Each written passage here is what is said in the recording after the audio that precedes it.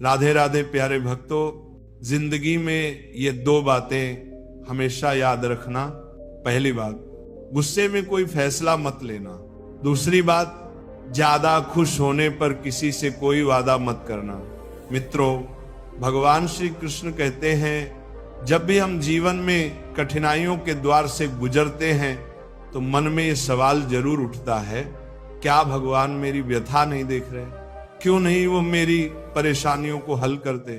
लेकिन याद रखो, जैसे दिन के बाद रात आती है, वैसे ही सुख दुख भी जीवन के संग चलने वाले साथी हैं। अगर जीवन है तो संघर्ष भी होंगे, और जब हर राह बंद होती नजर आए तो समझो एक द्वार ऐसा है जो कभी बंद नहीं होता।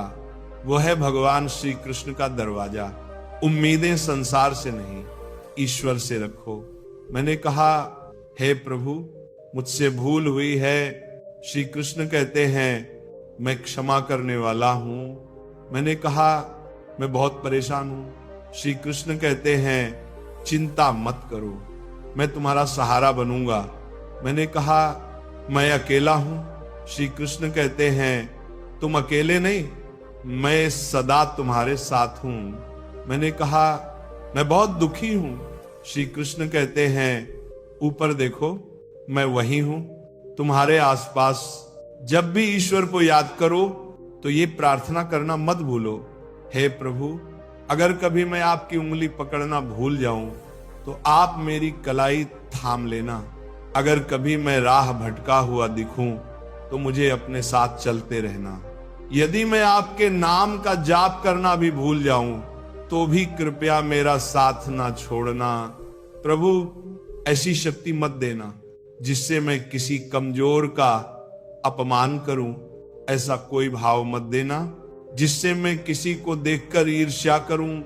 ऐसा ज्ञान मत देना जिससे अहंकार उत्पन्न हो जाए।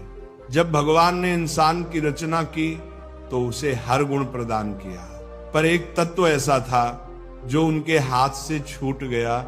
जब मनुष्य वहां से चला गया तो किसी ने भगवान से पूछा, प्रभु, आपने अपने चरणों के नीचे ऐसा क्या छुपा रखा है जो आपने मनुष्य को नहीं दिया? भगवान श्री कृष्ण मुस्कुराकर बोले, मैंने अपने पांव तले शांति को छिपा दिया है। मनुष्य पूरी जिंदगी इसी शांति की तलाश करता रहेगा। वैसे भौतिक चीजों में, रिश्तों में और दौलत में खोजेगा, पर असली शांति उसे केवल मेरे चरणों में ही मिलेगी। ईश्वर के पास दो अद्भुत शक्तियां हैं, एक है माया और दूसरी है भक्ति। जो माया को छोड़ भक्ति का मार्ग चुनता है वही सच्चे अर्थों में प्रभु से जुड़ पाता है। और जब कोई उनके चरणों में आकर सिर झुकाता है तो भगवान श्री कृष्ण कहते हैं, बताओ तुम्हें क्या चाहिए, माया या भक्ति? एक बार भगवान से किसी ने निवेदन किया, प्रभु मुझे बताइए, माया और भक्ति में फर्क क्या है? भगवान मुस्कुराए और बोले, अगर तुम्हें दूसरों को अपने इशारों पर चलाना है तो माया अपनाओ, और अगर तुम मुझे अपने प्रेम से झुका देखना चाहते हो तो भक्ति का मार्ग चुनो। क्योंकि माया वहां होती है जहां जीव हावी होता है, और भक्ति वहां जहां मैं स्वयं झुक जाता हूं। भगवान श्री कृष्ण कहते हैं, माया के नृत्य में संसार नाचता है, लेकिन जब भक्ति आती है तो मैं स्वयं नाचने लगता हूं। किसी ने पूछा, प्रभु भक्ति क्या है? उत्तर मिला, भक्ति ना हाथों से होती है, ना आंखों से, और ना ही शरीर की ताकत से। अगर ऐसा होता तो अपंग, अंधे और कमजोर लोग भक्ति ना कर पाते। भक्ति मन की गहराइयों से उत्पन्न होती है, जो भावनाओं के समुद्र में डूबकर प्रकट होती है।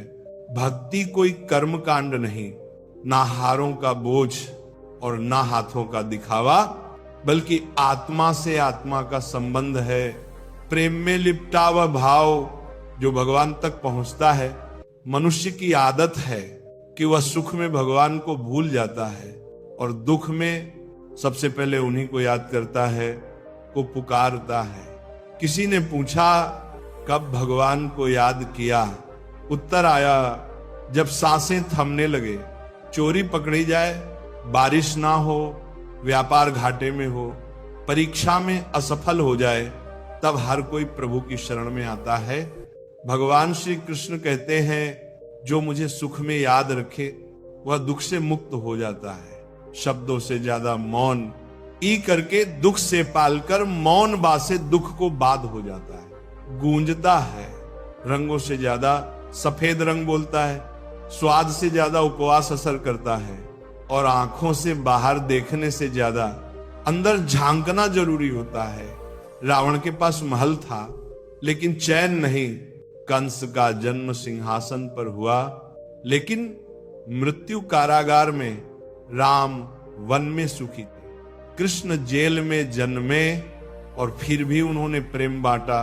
सत्य की राह हमेशा कांटों से भरी होती है। जब भगवान को भी संघर्ष करना पड़ा तो इंसान क्यों ना झेले? जो दिल से सच्चे होते हैं अक्सर अकेले होते हैं, मगर वह अकेलापन भगवान की संगति बन जाता है। इसलिए जीवन की किताब में धैर्य वह धागा है जो पन्नों को जोड़कर रखता है। सीमाएं रेखा नहीं, पहचान है। कभी दोस्ती, कभी दुश्मनी, लेकिन जब समय आता है तो वही व्यक्ति सीमाएं लांघ कर इतिहास रचता है। सीमाएं कभी कभी शक्ति के नए द्वार भी खोलती है।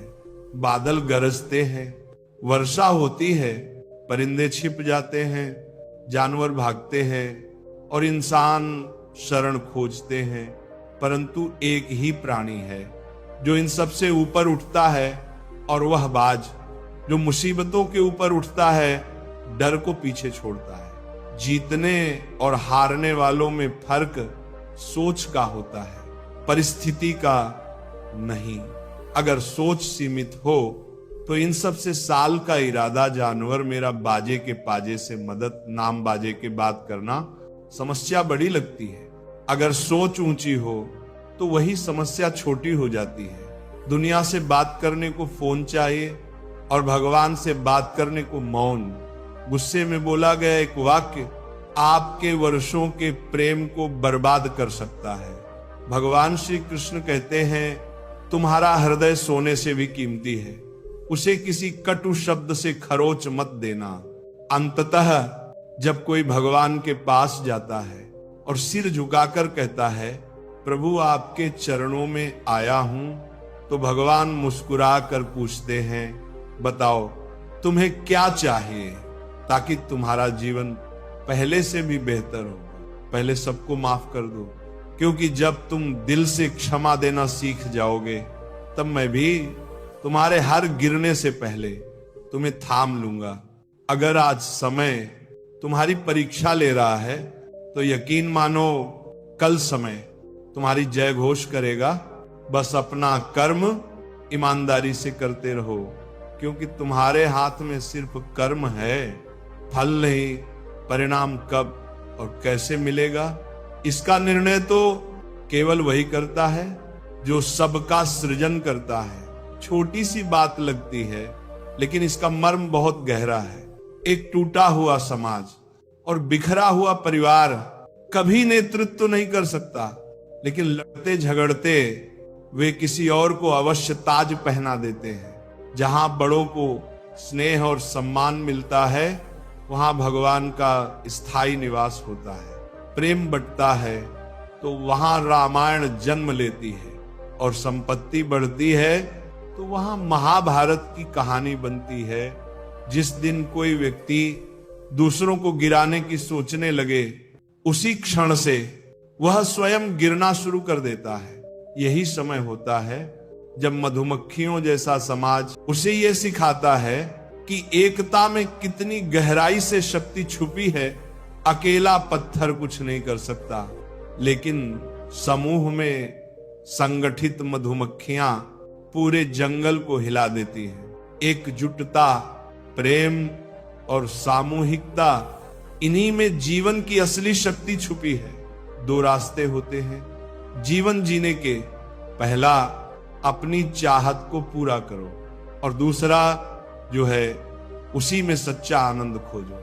हमेशा इतना सहज बनो कि सब तुम्हारे पास बैठ सके और इतना ऊंचा उठो कि जब उठो तो सब प्रेरित हो। उड़ान जरूरी है, भले ही बार बार गिरना पड़े। संघर्ष जरूरी है, भले ही खुद से ही क्यों ना हो। जीवन में हार और जीत के बीच जो फर्क है वह बस सोच का है। श्री कृष्ण कहते हैं, जो पिता से संघर्ष और माता से संस्कार लेता है वह इस दुनिया की असली पाठशाला से गुजरता है। अगर भगवान पर भरोसा है तो जो लिखा है वही मिलेगा, लेकिन अगर खुद पर भरोसा है तो भगवान भी वही लिख देगा जो तुम चाहोगे। क्रोध में बोला गया एक वाक्य भी वर्षों की सच्चाई को मिटा सकता है। इसीलिए कभी भी मनकंद साली बाती कर की कठोरता को वाणी से मत टपकाओ। अगर प्रभु को पाना है तो ऐसे कर्म करो कि लोगों की दुआ बन जाओ